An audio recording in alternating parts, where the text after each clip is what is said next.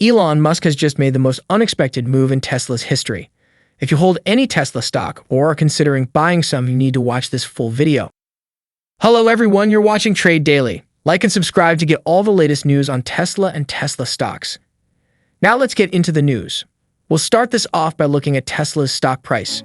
Today, a share of Tesla stock is trading at $190 per share, up 1% at the time of recording.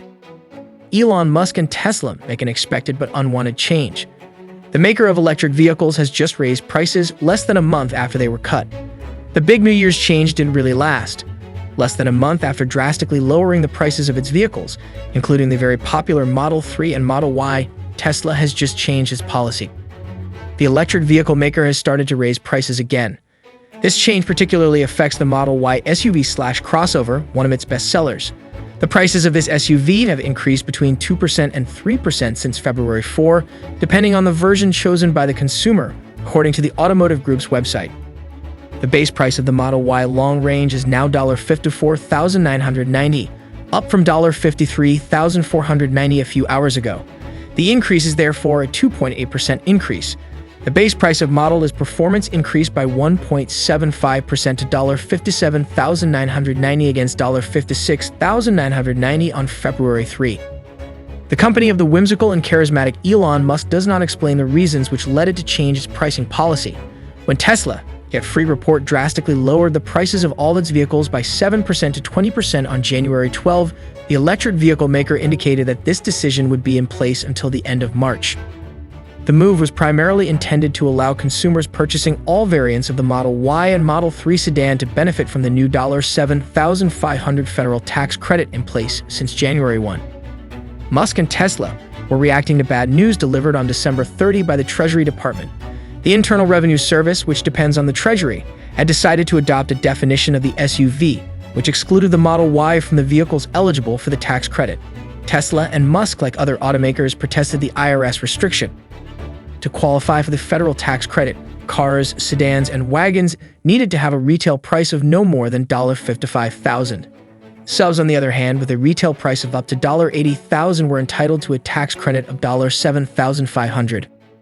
Since the Model Y was not an SUV, according to the IRS, consumers purchasing certain variants of this vehicle could not benefit from the federal tax credit of $7,500 because the base price was above $55,000 imposed on sedans. But on February 3, the Treasury and the IRS reversed course and now recognize the common classification of an SUV, which now makes all Model Ys eligible for the federal tax credit. Treasury is updating the vehicle classification standard to use the consumer-facing EPA's fuel economy labeling standard it announced. The change will allow crossover vehicles that share similar features to be treated consistently. It will also align vehicle classifications under the Clean Vehicle Credit with the classification displayed on the vehicle label and on the consumer-facing website, fueleconomy.gov. Therefore, customers who have purchased and placed in service vehicles since January 1 that qualify under the EPA classification can claim the tax credit, the government added. Consequently, Musk and Tesla seem to feel that the New Deal no longer justifies the big January 12 price cut. This decision allowed Tesla to register record orders, the billionaire said on January 25. We currently are seeing orders at almost twice the rate of production. So I mean that it's hard to say whether that will continue twice the rate of production, but the orders are high, Musk told Analysts on January 25. At the time, the techno king, as Musk is known at Tesla, said that Tesla has started raising the Model Y price again. So we think demand will be good despite probably a contraction in the automotive market as a whole. The strong demand generated by the fall in prices in January prompted the automaker based in Austin, Texas, to extend delivery times.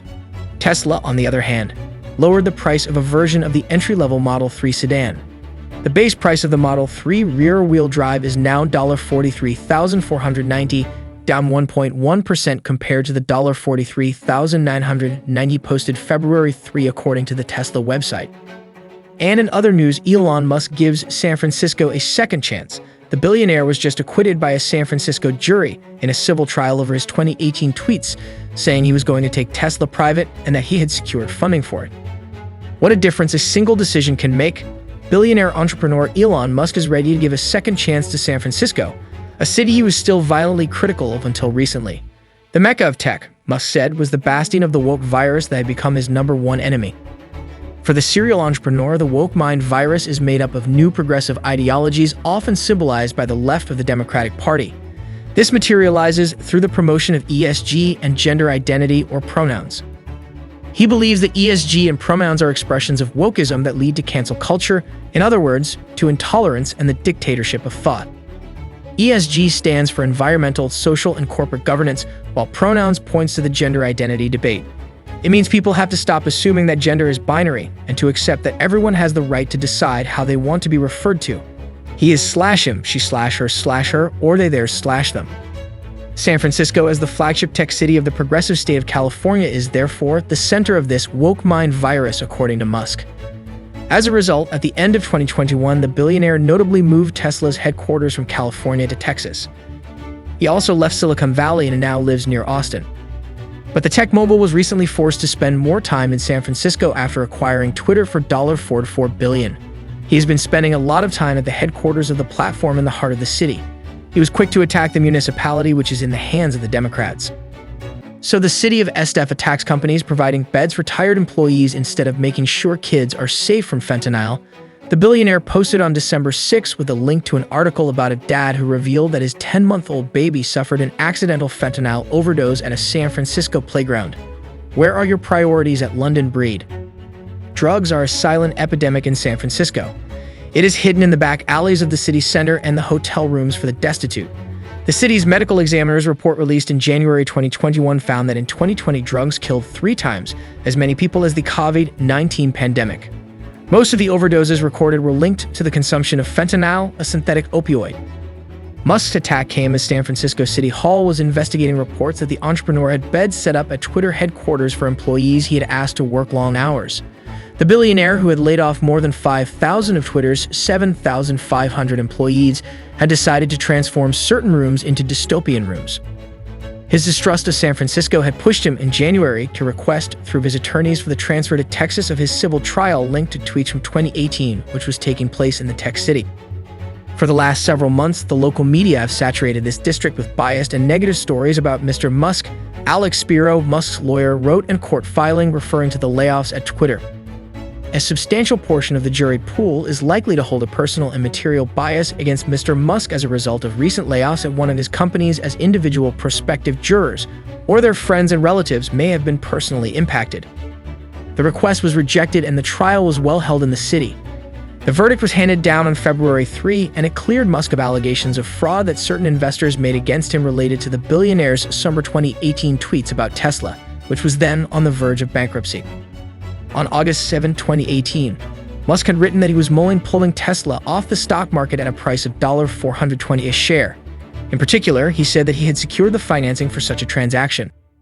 The tweet sent shares of the electric vehicle maker soaring at the time for a brief period. As a result, some Tesla investors said they lost millions. However, the jury in a California court ruled unanimously on February 3 that Musk hadn't defrauded investors with his bogus claim. Musk was quick to react, hailing the wisdom of the people. "Thank goodness, the wisdom of the people has prevailed," the billionaire tweeted. "I am deeply appreciative of the jury's unanimous finding of innocence in the Tesla 420 take-private case." The mogul's post was commented on by many Twitter users who congratulated him on this victory. One of the comments then pointed out to him that California and San Francisco in particular was not completely lost, as Musk had been suggesting for months. "There's still hope for San Francisco," the user commented. It recalled the communist school board, the communist DA, and now look, doing the right thing in your trial. The Twitter user urged Musk to take back the city. Take back San Francisco and the woke mind virus fizzles out forever. "You're right," the billionaire responded. "The question now is what Musk intends to do. Will he, for example, leave the headquarters of Twitter in San Francisco or move it to another city, as some of his fans suggest? It is by this yardstick that we will see if the billionaire has given a second chance to the mecca of tech. And with that, ladies and gentlemen, we've come to the end of the news. Like and subscribe to stay up to date with all the Tesla news. But just before we go, I'd like to remind you that this video is for news and entertainment only and should not be used as investment advice.